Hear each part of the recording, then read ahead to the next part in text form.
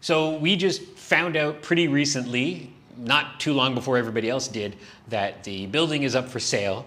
We didn't get any notice of this from the landlord. We have yet to get any official notice. We found out just by happenstance by a friend of the Mayfair bringing it up to us. So that's kind of all we know at the moment. We take the news seriously, but it's kind of don't panic quite yet at the moment because we don't have any terrible news or any great news. A bad landlord could come in or some great person could come in who loves movies. So we're kind of just standing by and waiting to see what happens right now. One thing that makes me not panic about all this is that our patrons have been amazing for decades before my partners and I were involved.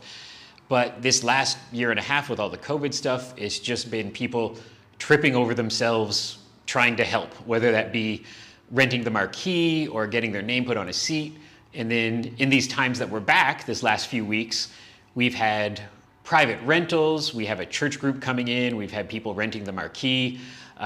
So even though the most terrible of news has not happened yet, it's pretty evident that people have our back and are ready to support us if anything does go wrong.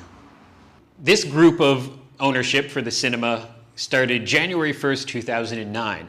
So in 2008, I believe all signs pointed to the place being torn down and turned into a Shoppers Drug Mart, which is now our neighbors. So that is when the heritage status happened, a lot of hard work to get that going. And so that, I think, is what makes all of us not immediately panic, is that we have evidence of people coming to support us in the past, and that the sign of something bad doesn't necessarily mean the end of things. So we're hopeful that whatever happens with this new landlord possibility, that the Mayfair just soldiers on as it has since 1932.